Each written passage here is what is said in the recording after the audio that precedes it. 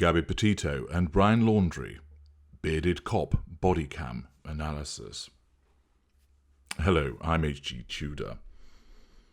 You most likely will have listened to my fantastic analysis of the bodycam material that came from the first police officer that turned up to deal with the incident involving Gabby Petito and Brian Laundrie on the 12th of August 2021. There, I provided you with a forensic breakdown of what was going on. I'd established, as a consequence of my review of a considerable amount of evidence surrounding Brian Laundrie's behaviour, not just that which you witnessed in the bodycam footage, that he is a narcissist. And therefore, having established that, and I will, in due course, be providing you with a video explaining which subschool of narcissist he is and why. I've been following your votes on the poll with interest to see what you think from the choices offered.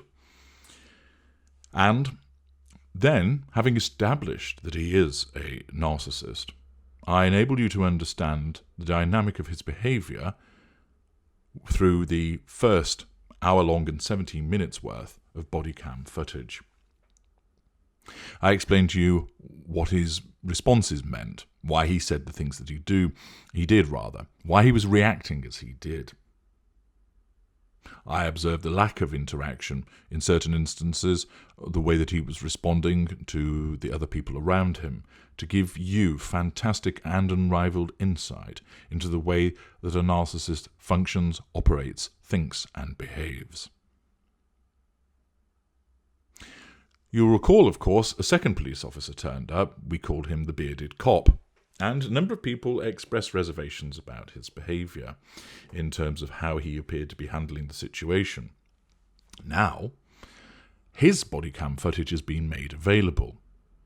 This will, of course, plug in some of the gaps because, of course, we were always seeing it from the first police officer's point of view. And he spent a lot of time talking to Brian Laundrie and not a lot of time speaking to Gabby Petito. Indeed, the second bearded police officer that came along interfered in the gathering of evidence by the first police officer by talking to Gabby Petito and essentially saying to his colleague, well, we've more or less got what we need here. That created an interruption to the gathering of evidence and meant there was a disconnect between the first police officer being privy to what Gabby Petito had to say and what Brian Laundrie had to say. You'll recall from the first bodycam footage that the first police officer first engaged with Gabby Petito, saw that she was upset, received her explanation about how it had been a bad morning, that they'd been fighting, that she got frustrated, that he gets frustrated with her, that he'd been belittling her little blog, etc. And he only obtained part of the story from her before returning to him. And whilst he was gathering evidence and information from Brian Laundrie, the second police officer turned up and he elbowed his way in and started talking to Gabby Petito, with the consequence that the first police officer, who I suspect may be less experienced than the bearded police officer or younger, didn't then complete his own investigations by going back and obtaining, first of all, further information from Gabby Petito as her side of the story. The first police officer did actually say to the bearded police officer that he'd only just begun to get information from her, but he didn't follow through on that. And also, of course, to balance what she was saying as against what he was saying, rather than following a more prejudicial course of action, which we know is what occurred.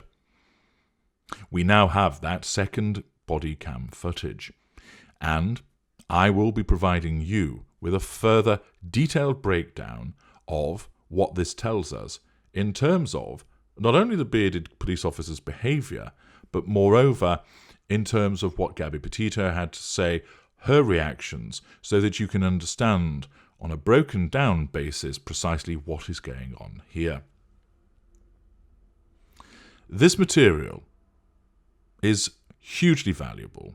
Not only does it help you understand more about narcissism and the impact upon a victim, it also helps you understand the lack of knowledge that certain individuals have about it, how difficult it is for people to pick up on it, and how such expertise in understanding it is crucial to certain situations where, of course, a narcissist is involved. This material gives you the insight that others cannot provide you with, and indeed, your comments have demonstrated just how useful so many of you have found it, and also how you see a need for this material to be utilised for training purposes, and how other people have sought to analyse the situation and got it wrong. I'm going to take you through, as I did with the first Bodycam footage, the second footage that has just recently been provided. I'm alerting you to this with this short video today to let you know that it's in the post so that you can be ready for it. As you will appreciate, it takes quite a lot of effort and time working through the material in terms of stopping it at the relevant parts and narrating the explanations for you, and therefore it's to advise you that that will be available in the next few days so that you can prepare for it, and so that you don't, of course, waste your own time by keep putting in the comments, have you seen the second footage, HG, and are you going to analyse it? It's to let you know, loyal viewers, that I have that footage, I've watched some of it, and I will be analysing all of it, and you will be privy to that analysis. So keep checking in if YouTube is being a bastard and not advising you of notifications. Check in each day, as there are invariably new videos on my channel, as you will learn more about the Gabby Petito case as we analyse the bearded cop body cam material. I'm HG Tudor. Thank you for listening.